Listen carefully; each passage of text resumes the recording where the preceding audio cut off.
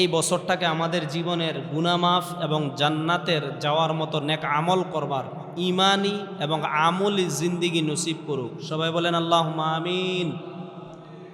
সবাইকে জানাই 1446 হিজরি সালের শুভেচ্ছা ও মোবারকবাদ। আল্লাহ তাআলা নবী আজ হতে 1446 বছর পূর্বে কাফেরদের অত্যাচারে আল্লাহর হুকুমে মক্কা শরীফ থেকে মদিনা শরীফ হিজরত করে আসছিলেন, ওই থেকে হিজরি সাল। আর বছরে 12 মাসে এক বছর, 12 মাসে কয় বছর? এক বছর। এটা কি মানুষে বানাইছেন না স্বয়ং আল্লাহ বানাইছেন? সুবহানাল্লাহ। আল্লাহ তাআলা বলেন, ইন্না ইদ্দাতাশ শুহুরি ইনদাল্লাহি 12 শাহরান ফি কিতাবিল্লাহ ইয়াওমা খালাকাস সামাওয়াতি ওয়াল আরদি মিনহা আরবাআতুন হুরুম। সুবহানাল্লাহ বলেন, নিশ্চয়ই আল্লাহ তাআলা আসমান আর জমিন যেদিন বানিয়েছেন, ইয়াওমা খালাকাস সামাওয়াতি ওয়াল আরদ, আকাশ আর জমিন যেদিন বানিয়েছেন ওই দিন থেকে আল্লাহর গণনায় আল্লাহ তাআলা নির্দিষ্ট করে দিয়েছেন 12 মাসে এক বছর হবে বলে। সুবহানাল্লাহ। এবার এটাকে জানুয়ারি ফেব্রুয়ারি বলেন, আর মুহররম সফর বলেন, আর বৈশাখ জ্যৈষ্ঠ বলেন, একই কথা। সুবহানাল্লাহ বলেন। আরবি 12 মাসের নাম পারেননি কেউ? অনেকেই পারি না। আমার মুখে মুখে বললেন মুহররম, সফর, রবিউল আউয়াল, রবিউল সানি, জমাদুল উলা, জমাদুল সানি, রজব, শাবান, রমজান, শাওয়াল, জিলকদ, জিলহজ। এই আয়াতে কারিমায় আল্লাহ তাআলা বলেন মিনহা আরবাআতুন হুরুম।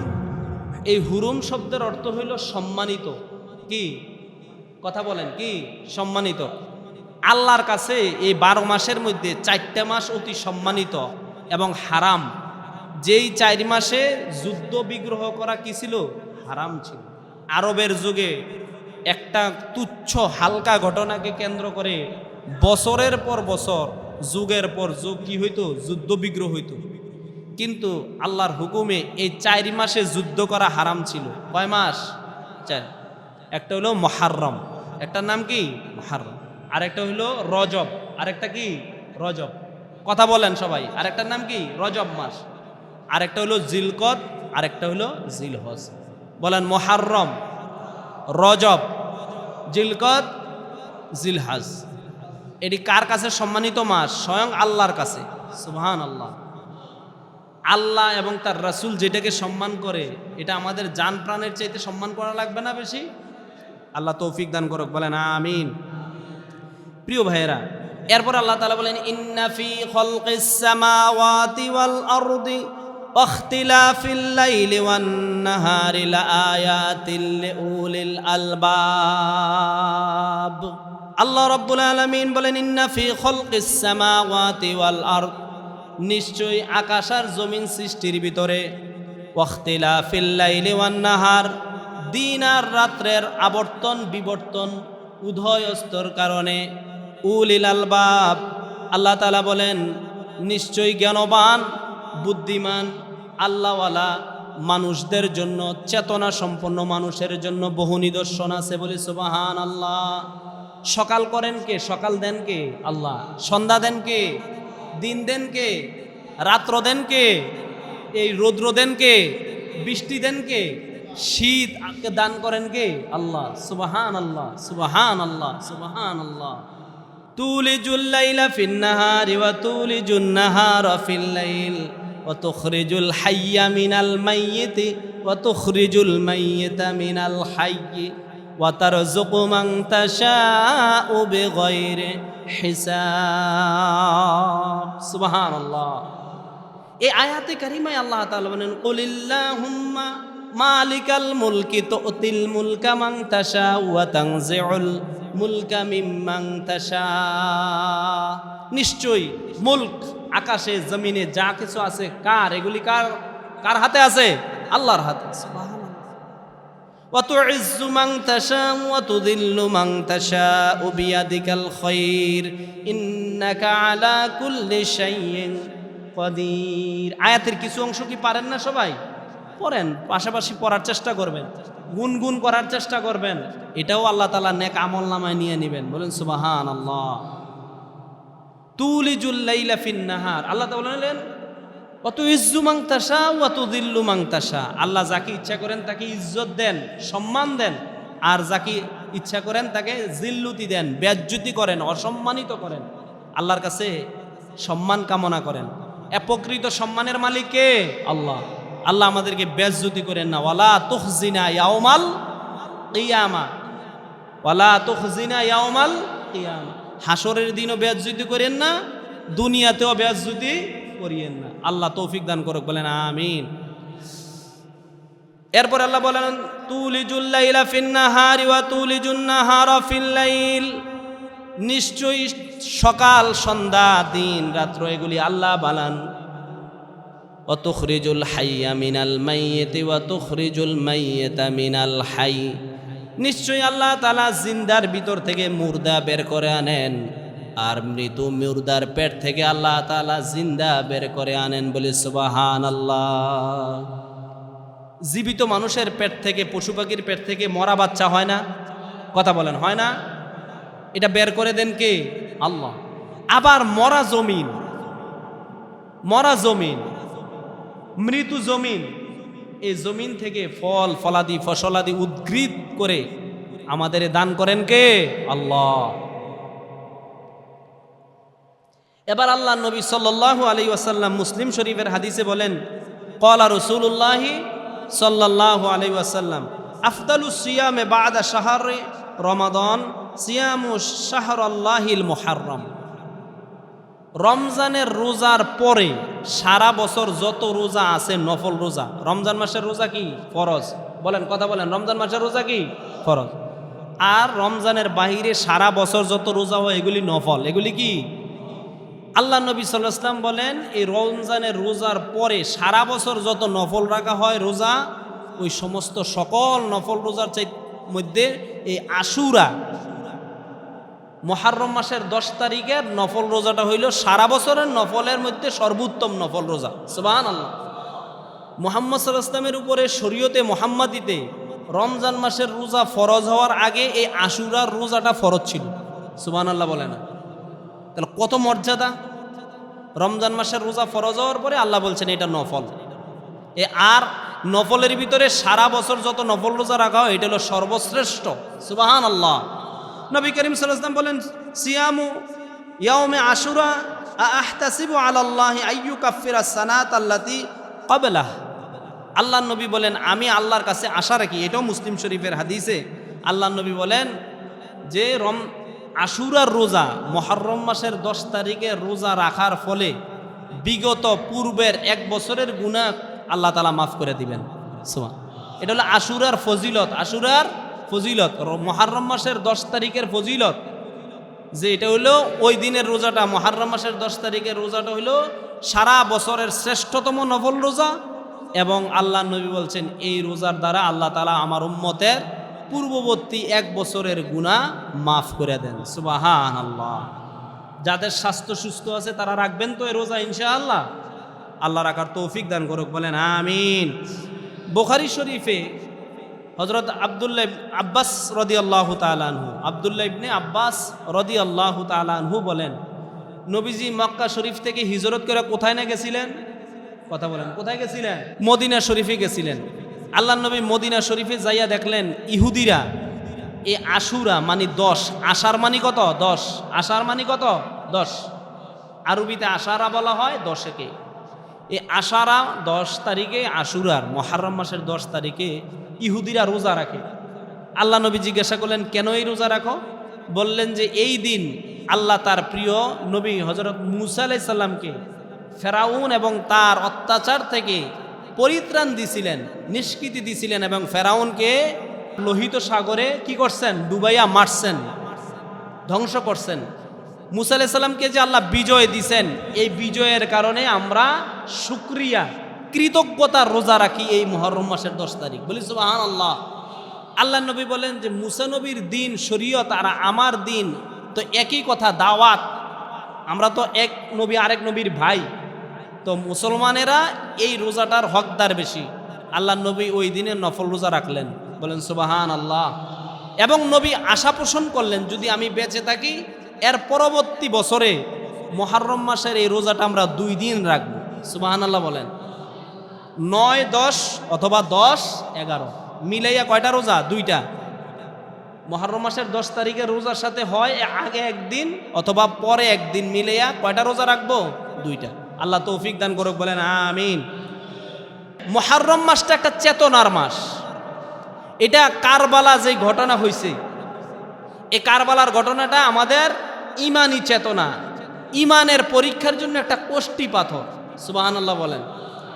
এটার আমল করণীয় কাজ হইল হযরত হুসাইন রাদিয়াল্লাহু তাআলা আনহু সহ যারা ইসলামের জন্য যুগে যুগে বুকের তাজা রক্ত দিয়েছেন তাদের চেতনায় উজ্জীবিত হওয়া এবং তাদের জন্য দোয়া করা, পাশাপাশি আমরা এগুলির দিকে মনোনিবেশন করা, আর ইসলামে তাদের নামে এই অনুষ্ঠানগুলি, আচার অনুষ্ঠানের নামে যে সমস্ত কুসংস্কৃতি ঢুকছে এগুলি থেকে বর্জন করা। আল্লাহ তৌফিক দান করুক, বলেন আমিন। কিছু বর্জনীয় কাজ আছে মুহররমের 10 তারিখ। 1 নম্বরে আমাদের দেশে এটা বকশিবাজারে হয় মুরসিয়া, তাজিয়া মিছিল, ঢাক ডোল পিটানো, হুসাইনি মুসলমান নাম দিয়া শিয়ারা, বিশেষ করে এই দিনে শিয়ারা বেশি উত্তেজনা করে, বেশি ভালোবাসা দেখাইতে যায়, হাতে কিছু ছুরি নিয়ে নিজের শরীরকে কাটে, রক্ত বের করে। আছে না, দেখছেন না আপনারা? জানেন এগুলি করে শিয়ারা। তারা প্রকৃত মুসলমান নয়, শিয়াদের কিছু অংশ যারা এগুলি করে তারা প্রকৃত ইসলামের সাথে সম্পর্ক নাই। বুক চাপড়ায়, থাপ্পড় দেয়, চুলদারি ছিঁড়ে, কাপড় ছিঁড়ে। আম্মাজান আয়েশা সিদ্দিকা রাদিয়াল্লাহু তাআলা আনহারে তারা গালি দেয়, বলেন ইন্না লিল্লাহি নাউযুবিল্লাহ নাউযুবিল্লাহ নাউযুবিল্লাহ। যারা উম্মাহাতুল মুমিনিন, আল্লাহর প্রিয় নবী সাল্লাল্লাহু আলাইহি ওয়াসাল্লামের প্রিয়তমা স্ত্রীদের গালি দেয়, তারা কি প্রকৃত মুসলমান হইতে পারে?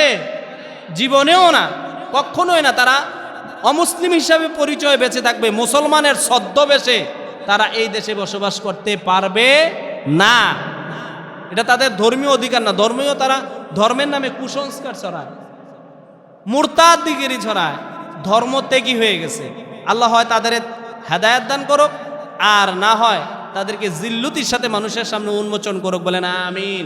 এই মুহররমের আশুরার 10 তারিখ 10 জন নবীকে আল্লাহ 10টা বড় বড় নিয়ামত দান করছেন। সুবহানাল্লাহ বলেন। 10টা নিয়ামত বড় বড় নবীদেরকে, সাধারণ মানুষকে না, যারা আল্লাহর প্রিয় হাবিব, যাদের ইমানের ব্যাপারে কোনো সন্দেহ নাই, জান্নাতে যাওয়ার ব্যাপারে কোনো সন্দেহ নাই, আল্লাহর সৃষ্টির পরে যাদের মর্যাদা, সুবহানাল্লাহ বলেন, এরকম 10 জন নবীকে 10টা আলাদা মর্যাদা, সম্মান, নেয়ামত আল্লাহ তাআলা অনুগ্রহ, দয়া দান করছেন এই মুহররম আশুরার 10 তারিখে, বলেন সুবহানাল্লাহ। 1 নম্বর, হযরত আদম আলাইহিস সালামের তওবাটা কবুল হয়েছিল মুহররমের 10 তারিখ। আদম আলাইহিস সালাম একটা তওবা করছিলেন, মনে আছে নি? এই তওবাটা কবুল হয়েছে কয় তারিখ? এই মুহররম আশুরার 10 তারিখ। হযরত মূসা আলাইহিস সালামরে বহুত জ্বালাইছে, নাম কি? ফেরাউন। নাম কি? ফেরাউন। এই ফেরাউনের অত্যাচার থেকে পরিত্রাণ দিছিলেন কে? আল্লাহ মূসা আলাইহিস সালামকে। যেদিন এই ঘটনাটা ঘটছিল এই দিনটি ছিল আশুরার মুহররমের 10 তারিখ। সুবহানাল্লাহ বলেন। 3 নম্বর, নূহ আলাইহিস সালামরে খুব জ্বালাইছে নমরুদ। কে জ্বালাইছে? নমরুদ। নূহ আলাইহিস সালাতু ওয়াস সালামের সময়ে সারা পৃথিবীতে একটা প্লাবন হয়েছিল, তুফান হয়েছিল। রেমাল টেমাল যে গেছে এগুলি কিচ্ছুই না ওইটার কাছে। পুরা পৃথিবী 40 দিন পানির নিচে ডুবেছিল। সুবহানাল্লাহ বলেন। নূহ নবীরে যে আল্লাহ বাঁচাইছিলেন কিসের মাধ্যমে? একটা নৌকার মাধ্যমে না, কিস্তি। নূহ নবীর নৌকাটা 40 দিন ওই পানির উপরে ভাসমান ছিল। এই আশুরার 10 তারিখ, মুহররমের 10 তারিখ আল্লাহ একটা জুদি নামক পাহাড়ের কাছে এই নৌকাটাকে নঙ্গর করাইয়া, জমিন শুকাইয়া তাদেরকে এই নৌকা থেকে আবার জমিনে পাঠাইছেন। সুবহানাল্লাহ। হযরত ইউনূস আলাইহিস সালাতু ওয়াস সালামকে মাছে খাইছিল, আপনারা শুনছেন না? লা ইলাহা ইল্লা আনতা সুবহানাকা ইন্নী কুনতু। খতমে ইউনূস বলেন, দোয়া ইউনূস বলেন, বিপদে পড়লে আমরা এই দোয়া পড়ি না? অনেকে বলেন লা ইলাহা ইল্লা আনতা সুবহানাকা ইন্নী কুনতু মিনাজ জালিমিন। এই মাছে খাওয়ার পরে এই দোয়া পড়ার কারণে আল্লাহ তাআলার দয়া হইয়া আল্লাহ তাআলা ইউনুস আলাইহিস সালামকে মাছের পেট থেকে যেদিন নদীর তীরে সাগরের তীরে ফালাইয়ার ব্যবস্থা করে দিয়েছিলেন, ওই দিনটা ছিল মুহররম, আশুরার 10 তারিখ। সুবহানাল্লাহ। ইউসুফ আলাইহিস সালামকে তার ভাইয়েরা শত্রুতামি করে কুফে ফালাইছিল নি। এই কুফ থেকে বণিকের দল, ব্যবসায়ী দলরা যেদিন তাকে এই কুফ থেকে উঠাইছিলেন, এটা ছিল আশুরার 10 তারিখ। সুবহানাল্লাহ। আশুরা মুহররমের 10 তারিখ। হযরত ঈসা আলাইহিস সালাতু ওয়াস সালাম তিনি জন্ম লাভ করছিলেন এই আশুরার দিনে, মুহররমের 10 তারিখ। এবং আল্লাহর হুকুমে কাফের বেঈমানদের অত্যাচারে তাকে আল্লাহ তাআলা চতুর্থ আকাশে উঠাইয়ে নিয়েছেন। সুবহানাল্লাহ বলেন। ওই দিনটাও ছিল আশুরার 10 তারিখ। এবং ঈসা আলাইহিস সালাম কিয়ামতের পূর্বে ইমাম মাহাদির সময়ে পৃথিবীতে আসবেন, অবশ্যই আসবেন, এবং তামাম পৃথিবীর আবর্জনাকে জাহান্নামে পাঠায়া তিনি আর ইমাম মেহেদী এই দুনিয়াকে আবার আবাদ করবেন ইসলামের সোনালী যুগে। সুবহানাল্লাহ।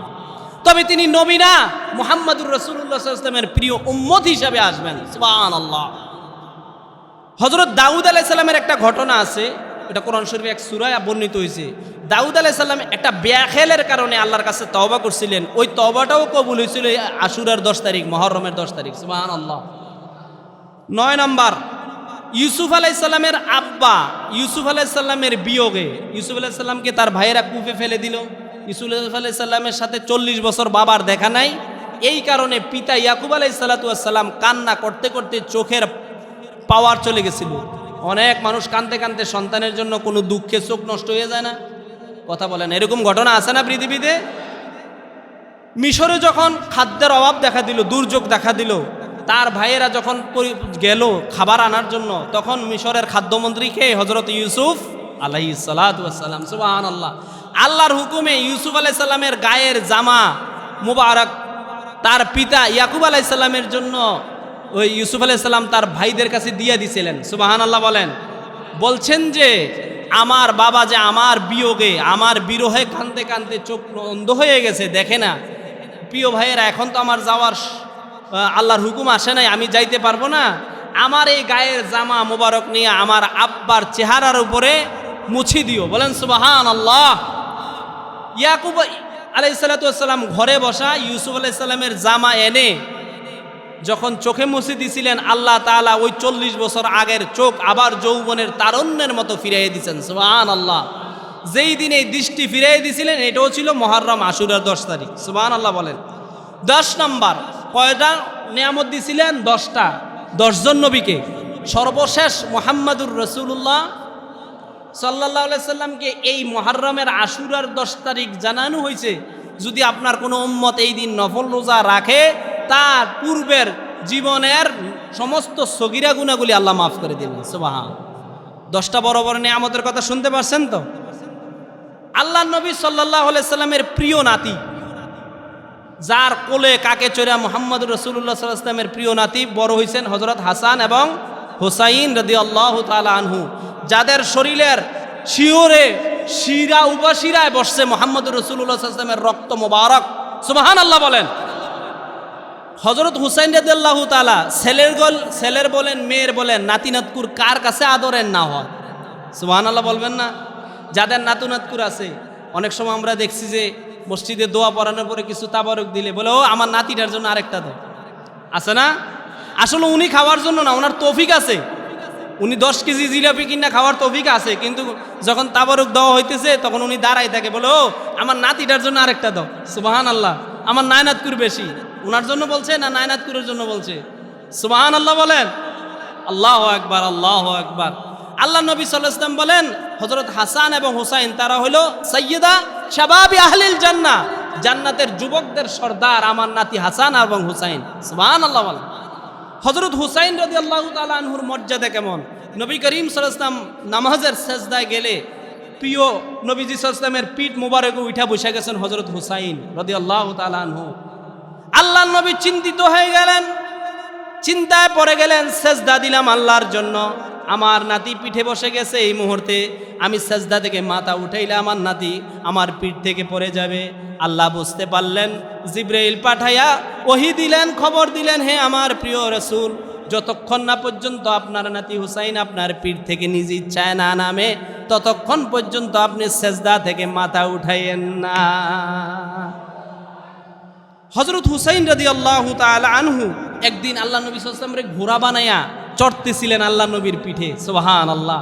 একজন সাহাবী বললেন, হে হুসাইন, হে আল্লাহ নবীর নাতি, তোমার বাহনটা, তোমার ঘোড়াটা কত দামি, যিনি স্বয়ং মুহাম্মদুর রাসূলুল্লাহ সাল্লাল্লাহু আলাইহি সাল্লাম নাতির জন্য ঘোড়া সাজছেন। সুবহানাল্লাহ বলেন। হযরত হুসাইন রাদিয়াল্লাহু তাআলা আনহুকে এই কথা সাহাবী বলার পরে নবীজি বলেন, হে সাহাবী, শুধু এই কথা বলো না যে আরোহী যাত্রীটা কত দামি, বাহনটা দামি, ঘোড়াটা দামি, এই কথা বলো না। ঘোড়ার উপরে যিনি বসা আছেন সেই যাত্রীটাও, আরোহীটাও অনেক দামি। সুবহানাল্লাহ। আরোহীকে আল্লাহ নবীর নাতি। সুবহানাল্লাহ বলেন। তো প্রিয় ভাইরা, আল্লাহ নবী সাল্লাল্লাহু আলাইহি ওয়াসাল্লামের উফাত মুবারকের মাত্র 50 বছরের মাথায় 61 হিজরি সালে ইরাকের কুফা নগরী থেকে মাত্র 25 মাইল দূরে 72 জনের কাফেলা হযরত হুসাইন রাদিয়াল্লাহু তাআলা আনহুকে সহ তারা শহীদ করছেন ইয়াজিদ বাহিনী। বলেন ইন্না লিল্লাহি, কথা বলেন ইন্না লিল্লাহি ওয়া ইন্না ইলাইহি রাজিউন। শুধু তারা এই ওনাকেই শহীদ করেন নাই, হযরত আলী আসগর 6 মাসের শিশু সন্তানকে ফুরাত নদীর পানি পান করানোর জন্য গেছিলেন হযরত হুসাইন। জানেন তো ঘটনা সবাই। তীর মারছেন এমন ভাবে যে কলিজার এদিক দিয়া লাগছে, ওই দিক দিয়া কলিজা নিয়ে বের হয়ে গেছে তীর। বলেন সুবহানাল্লাহ। ফুরাতের পানি পান করতে দেন নাই। হযরত হুসাইন রাদিয়াল্লাহু তাআলা আনহুকে এই আশুরার 10 তারিখ, মুহররম মাসের আশুরার 10 তারিখ কি করছেন? শহীদ করছেন। জুমাবার ছিল, আসরের পরে মাগরিবের পূর্বে তাকে শহীদ করা হয়েছে। ইন্না লিল্লাহি ওয়া ইন্না ইলাইহি রাজিউন। আল্লাহর ভাষায় বলা হলো, ওয়ালা তাকুলু লিমান ইউকতালু ফি সাবিলিল্লাহি আমওয়াত বাল আহইয়াউ ওয়ালাকিন লা তাশউরুন। যারা আল্লাহর রাস্তায় শহীদ হয় তাদেরকে তোমরা কি বলো না? মৃত বলো না, মারা গেছে এই কথা বলো না। বাল আহইয়াউ ওয়ালাকিন লা তাশউরুন। তারা আমওয়াত, তারা জীবিত, তারা অমর। তোমরা বুঝো না, তোমাদের সেই বোধগম্য নাই। এরপর আল্লাহ তাআলা আরেক জায়গায় বলেন, ইন্নাল্লাহা ইউহিব্বুল্লাযীনা ইউকাতিলুনা ফি সাবিলিহি সাফফান কাআন্নাহুম বুনিয়ানুম মারসুস।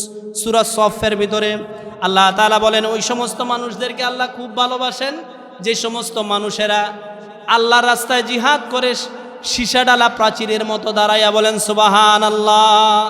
হযরত হুসাইন রাদিয়াল্লাহু তাআলা আনহুকে সাহাবায়ে কেরামের একটা দল নিষেধ করছিলেন যে আপনি কুফাতে যাইয়েন না, তিনি নিশ্চিত শহীদ হবেন, মারা যাবেন। এই কথা জেনেও আল্লাহ নবী সাল্লাল্লাহু আলাইহি ওয়াসাল্লামের দাঁত ভাঙ্গা ইসলামকে বিজিত করার জন্য, বিজয়ী করার জন্য হযরত হুসাইন রাদিয়াল্লাহু তাআলা আনহু গেছিলেন কারবালাতে, কুফা নগরীতে। তবে তিনি যুদ্ধ করার জন্য যান নাই। তারা তাকে দাওয়াত দিছেন এবং তিনি প্রতিনিধি দল পাঠাইছিলেন। প্রতিনিধি দল ভালো খবর পাঠানোর কারণে হযরত হুসাইন রাদিয়াল্লাহু তাআলা আনহু যাচ্ছিলেন, কিন্তু তিনি শাহাদাত গ্রহণ করবেন এটা নিজে বুঝতে পারছিলেন। এবং ওই দিন মুহররমের 10 তারিখ আশুরার দিন হযরত হুসাইন রাদিয়াল্লাহু তাআলা আনহু বলছিলেন, হে সাথী সঙ্গীরা, তোমরা সবাই ফিরে যাও। ইয়াজিদের বাহিনী তোমাদের রক্ত চায় না, সে চায় আমার রক্ত। বলেন ইন্না লিল্লাহ, বলেন ইন্না লিল্লাহ। ইয়াজিদ চাইছিল মুলকিয়ত, রাজতন্ত্র, যেটা পৃথিবীর দেশে দেশে এখন চলতেছে, রাজতন্ত্র, গণতন্ত্র না।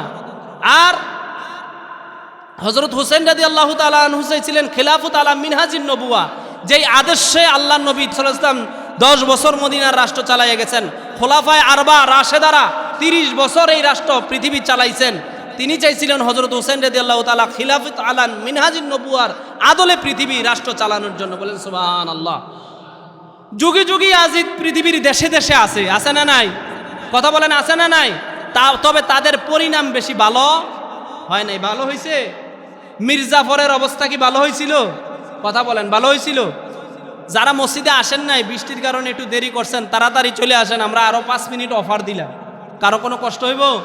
5টা মিনিট একটু সুযোগ দেন। ইয়াজিদ হযরত হুসাইন রাদিয়াল্লাহু তাআলা আনহুকে শাহাদাত শহীদ করার পরে মাত্র 2 থেকে 3 বছর 8 মাস পরে একটা কঠিন রোগে আল্লাহ গজব দিয়ে তারে জাহান্নামে পাঠাইছেন। 2 নম্বর, 61 হিজরিতে এই যুদ্ধটা হয়েছিল কারবালাতে। কথা বুঝতে পারছেন?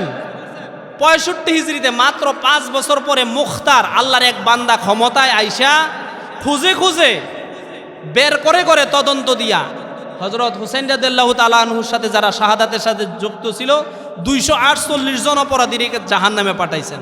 সুবহানাল্লাহ বলবেন না? মাত্র 5 বছর পরে। এরপরে শিমার নামক যেই লোক আল্লাহ নবী সাল্লাল্লাহু আলাইহি ওয়াসাল্লামের প্রিয় নাতি হযরত হুসাইন রাদিয়াল্লাহু তাআলা আনহুর শহীদ করছিলেন, 3 জনের নাম আসে, এর ভিতরে শিমারের নাম বেশি আসে। এই শিমারকে হযরত মুখতার আল্লাহর প্রিয় বান্দা খলিফাতুল মুসলিমিন তিনি করছেন কি, তাকে হত্যা করে কুকুরের সামনে তার লাশ ফেলে দিয়েছিলেন। সুবহানাল্লাহ বলবেন না? আল্লাহ নবী সাল্লাল্লাহু আলাইহি ওয়াসাল্লামের প্রিয় নাতি হযরত হুসাইন রাদিয়াল্লাহু তাআলা আনহুর টুপি মুবারক যেই লোক খুলছিল মালেক বিন বশির, তার 4টা হাত পা ওই মুখতার কেটে ফেলছেন। সুবহানাল্লাহ বলবেন না? যে আল্লাহ নবীর রক্তের সাথে বেয়াদবি করছেন। 4 হাত পা কেটে জীবিত অবস্থায় তারে উত্তপ্ত মরু ময়দানে ফালাই রাখছেন, রৌদ্রে এবং উত্তপ্ত বালুর তাপে সে মারা গেছে, জাহান্নামে গেছে। অতএব যারা আল্লাহ নবী সাল্লাল্লাহু আলাইহি সাল্লাম রে গালি দেয়, কি বলে যে আম্মাজান আয়েশারে বিবাহ করছে মাত্র কয় বছর বয়সে জানেন না? 6 বছর। কয় বছর বয়সে? এবং 3 বছর বাবা আবু বকর রাদিয়াল্লাহু তাআলা আনহুর বাড়িতে রাইখা 9 বছর বয়সে আল্লাহ নবী সংসার পাচ্ছেন। সুবহানাল্লাহ বলবেন না? এবং 18 বছর বয়স যখন আম্মাজান আয়েশার, তখন আল্লাহ নবী দুনিয়াতে বিদায় হয়ে গেছেন। ইন্না লিল্লাহি ওয়া ইন্না ইলাইহি। যারা বলে যে আমাদের দেশে কিছু কুলাঙ্গার সৃষ্টি হয়েছে, যারা আল্লাহ নবী সাল্লাল্লাহু আলাইহি ওয়াসাল্লামের পবিত্র চরিত্র নিয়ে গালি দেয়, বলেন নাউজুবিল্লাহ। কথা বলেন না নাউজুবিল্লাহ। ইমাম ইবনে তাইমিয়া বলছেন, মুসলিম হোক আর অমুসলিম হোক, রাসূলুল্লাহ সাল্লাল্লাহু আলাইহি ওয়াসাল্লামের পবিত্র চরিত্রের ব্যাপারে কোনো কথা বললে কোনো কথা নাই, সরাসরি তার শাস্তি হলো হত্যা। কি? কতল করা ওয়াজিব মুসলমানদের জন্য, তবে মুসলমানরা এইভাবে পারবে না, এটা রাষ্ট্রীয় আইন করতে হবে।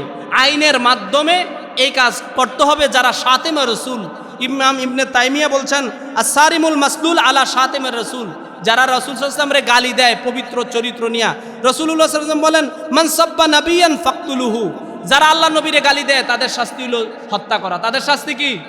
কথা বলেন, তাদের শাস্তি কি? ওমান সাব্বা আসহাবি ফাদরিবুহু, যারা সাহাবায়ে কেরামরে গালি দেয় তাদের শাস্তি হলো তাদেরকে মারতে হবে, তাদেরকে গ্রেফতার করতে হবে, তাদেরকে শাস্তি দিতে হবে, তবে তাদেরকে হত্যা করা যাবে না।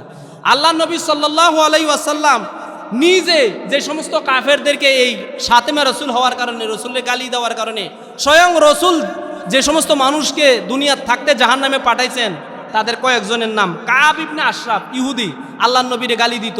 আল্লাহ নবী হিজরত আপনার মক্কা বিজয়ের পরে সাহাবায়ে কেরামের একটা দল পাঠাইয়ে তারে জাহান্নামে পাঠাইছেন। সুবহানাল্লাহ বলেন। আবু রাফে, এও একজন ইহুদি, আল্লাহ নবীরে গালি দিত, কবিতা লিখত, আল্লাহ নবী তাকেও হত্যা করেছেন। 3 নাম্বার ইবনে খতাল, আল্লাহ নবীরে খুব গালি দিতেন, গান লিখতেন, কবিতা লিখতেন।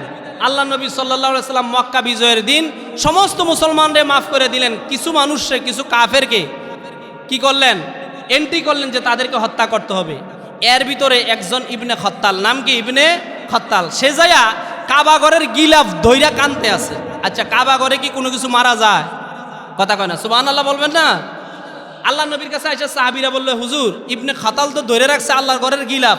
আল্লাহ নবী বলে, আজকে তাকে ছাড় দেওয়া হবে না। আমার পবিত্র চরিত্রের ব্যাপারে যে কথা বলছে, তাকে কাবা ঘরের এই গিলাফ ধরা অবস্থায় হত্যা করো। বলেন সুবহানাল্লাহ। কি এর একটা পুলিশের ইউনিফর্ম লাগাইয়া 2-4 অক্ষর লেখাপড়া করিয়া শাতিমে রাসূল, রাসূলুল্লাহ সাল্লাল্লাহু আলাইহি ওয়াসাল্লামের পবিত্র গালি দেয়। বলেন নাউজুবিল্লাহ। আম্মাজান আয়েশার বিবাহর ব্যাপারে তোরা বেটা কথা উঠাস, রাসূলুল্লাহ সাল্লাল্লাহু আলাইহি ওয়াসাল্লামের চরিত্র তো পরশ নাই। বলেন সুবহানাল্লাহ। আমাদের এই প্রিয় জন্মভূমি বাংলাদেশের যিনি রূপকার ছিলেন, যাকে আমরা শ্রদ্ধার সাথে স্মরণ করি, তার নাম কি? প্রেসিডেন্ট মরহুম আকরিয়েছেন শেখ মুজিবুর রহমান সাহেব। বলেন না কেন? কে? বঙ্গবন্ধু শেখ মুজিবুর রহমান সাহেব, যাকে শ্রদ্ধার সাথে স্মরণ করা হয়, এই দেশের মানুষ স্মরণ করে। তিনি যে বিবাহ করছেন, ওনার জন্মটা কত সালে? 1920 সালে। উনি বিবাহ করছেন কত সালে? 1938 সালে। 18 বছর বয়স বঙ্গবন্ধুর। আর ওনার স্ত্রীর নাম ছিল কি? ফজিলতুন্নেসা। নাম কি?